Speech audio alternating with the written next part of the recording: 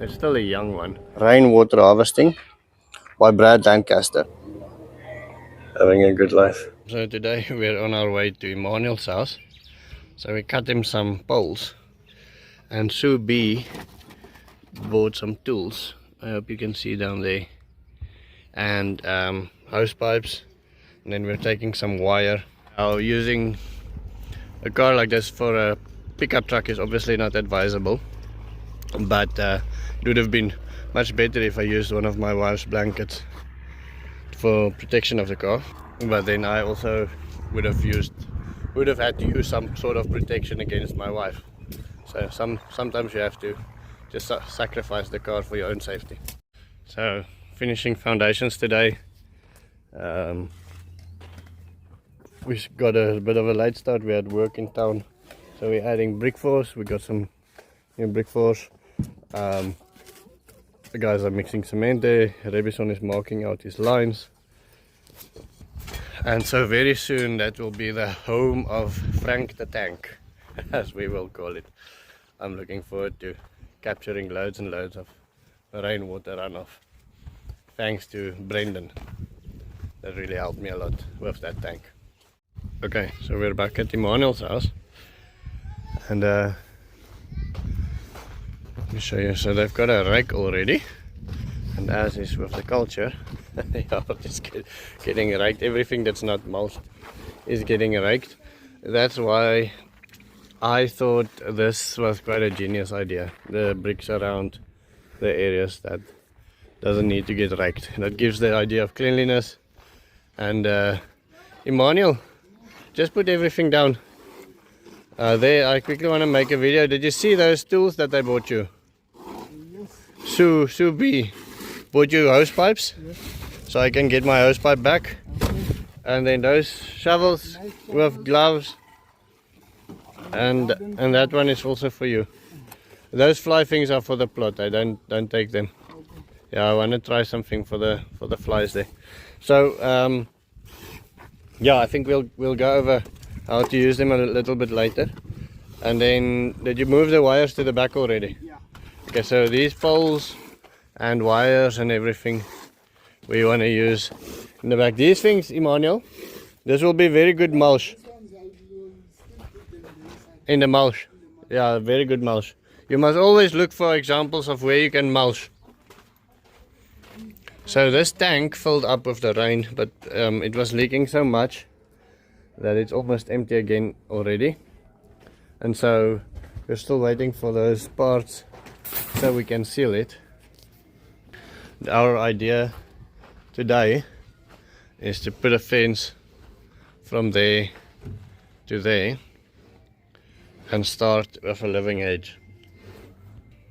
So the neighbors don't want to be involved in the project yet, but we'll plant the fruit trees close enough so that when it fruits, that the neighbors can get some things as well. I had a very interesting conversation one day with while we were doing neighborhood watch, and the one guy at the neighborhood watch meeting, and the one person said, sorry, I just want to turn the camera around. Remember that the 10% will have to carry the 90%. If you're going to expect everybody to become better and right, and you're going to suffer. So if your only choice needs to be whether you want to be part of the 10% that carries everybody, or whether you want to be carried part of the 90% that expects other people to carry them. So I decided that day that I want to be, well, I decided it many years ago, but realized that day that it's okay to not have everybody believe what you believe and do what you do, and it's okay to just do the right things. I said to Emmanuel, why is his trees growing better than mine? See, this papaya is growing fantastic. This marula is bursting out of its seams. And he said, no, it's because he loves them more. And so, look at all the new growth on this fig tree, for instance. This wasn't like that last week. Mulberry feels like all of this is new growth. Now, Emmanuel didn't have flowing water coming in from the rain ditches. A little bit of rain on the roof, but nothing filling up the pits yet. He said the water fell far away. Most of the water And I assume that was the water that gave us those things. Emmanuel, show me the termites. Let me just pause and quickly put the microphone on. Hold on 1 second. Okay, so I hope the sound is better now. Show me the termites again quickly. Some are here. Are here eating some grass here. You're eating your mulch. Yeah. And you believe it's these ones that was eating the beetroots as well. Yeah, that's especially here. Where is your termites? See, under some, just now they move away under the ground because it's now empty wet. That? What's that thing? Cricket. It's a cricket. It's like, yeah, this place here, there were a lot of spinach, everything they ate up. Just look those. There's a little bit of living things there. Yeah, but just look, oh, maybe you need to put something. Nice and wet under the mulch. Yeah. Just everything here, it was nice green. Yeah. Now the Termites came. came and eat up everything.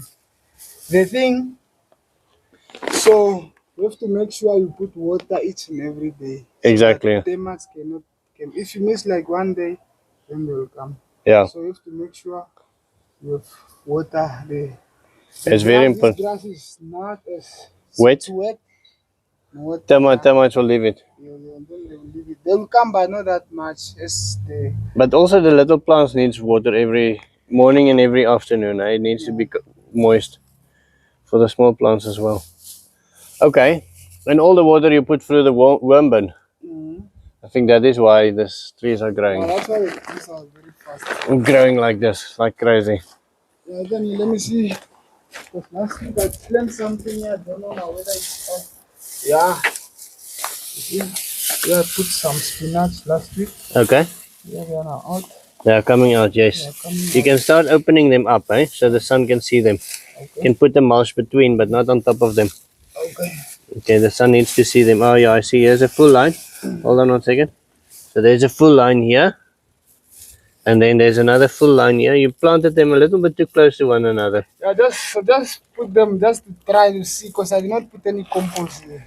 Okay. I just put them so that I can see whether they will come out or not. You plant more on that side, but please plant them a little bit further apart. Okay. I think let me go move the kids quickly. If you can start with the fence, I can come back a little bit later.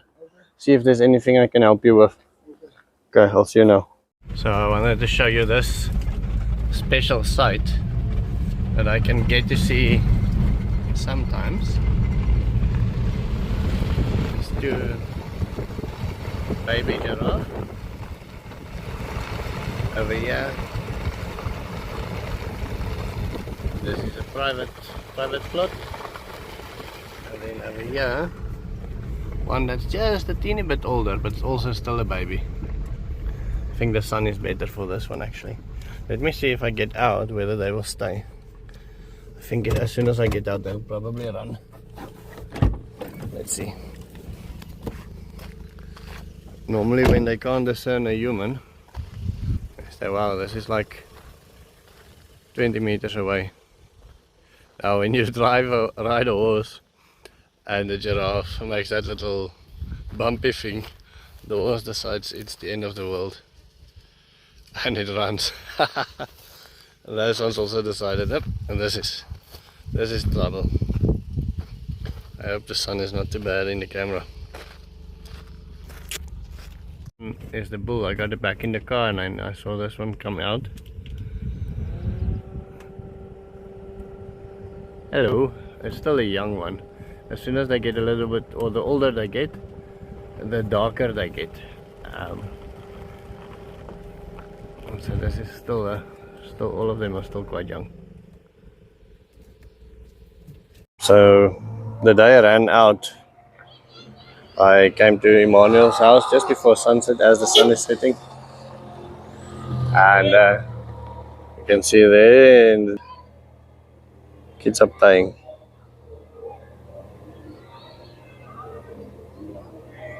Having a good life. Okay, I want to show you the fence quickly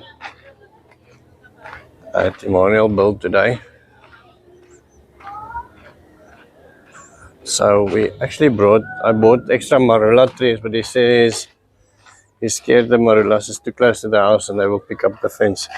So here you can see how much leaking this thing has been doing over the past couple of days. So we really cannot fix it fast enough. So this is going to be very close planting, starting with a mango there, Kai apple. This is a local fruit, the Immo.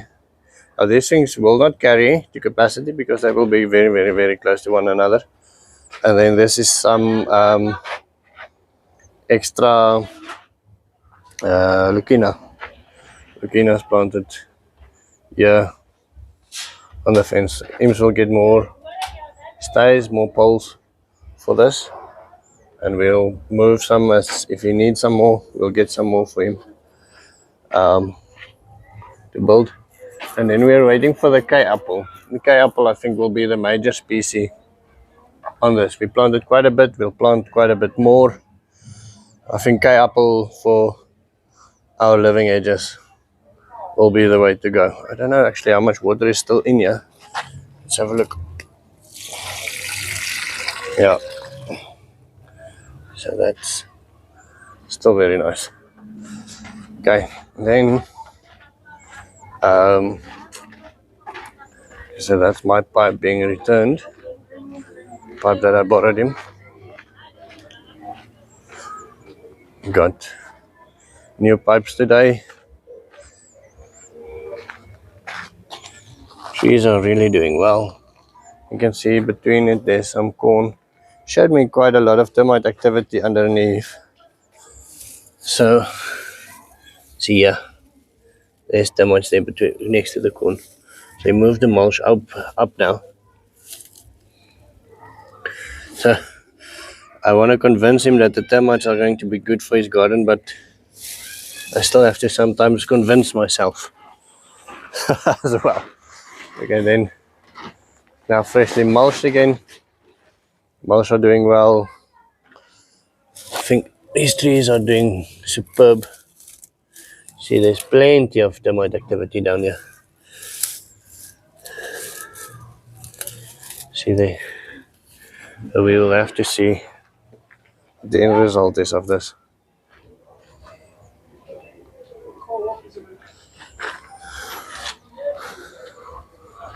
He just wants to put those things in my car. Let me just pause quickly. Now these are some of the extra trees. Careful, careful, careful. For those marullas, please. They are still very young. Extra trees that I bought him. Also some thorn trees. All of those we are scared will lift the foundation, so we have to be very careful with our species selection. So Lissa Sonnenberg sent me this book, Rainwater Harvesting by Brad Lancaster. And I just received it yesterday and I spent the whole night reading it and spending time studying it and getting stuck in it and sucked into it. It truly is a magnificent book. And I was playing around with the Amazon wishlist thing and I thought books would be a nice thing to put on there. And that book happened to be the very, very first thing on the list. So Lissa Sonnenberg, thank you very much. But with that said, while I was sucked into the book last night, I thought that maybe I should do the same and get some other people to read it with me. This is now the first time Emmanuel sees it. And it will not be the last time. I think that book will guide us through a lot. What I'm thinking of doing, and you guys can tell me if you're interested, I want people to read that book with me. So I'm gonna choose somebody random from the comments and send them a book as well, a copy of that book. And I'm very grateful for the gift that I received, and I want to give it forward. I want to buy somebody else the same book, have them read it with me, and do that. I'll also leave a link to the thing on Amazon, or just Google it. I don't know how to do the whole affiliate thing yet, so I won't get any money from you guys buying the book. But buy it and read it with me. I'll be quoting it quite a lot over the next while, taking screenshots of the things that I think is important. But most important, leave a comment below saying book, and I'll use a random comment selector and choose somebody to send a book to. from Amazon. I'm sure I can make that happen. And that is going to be the end of my story. Have a wonderful day. I will see you tomorrow.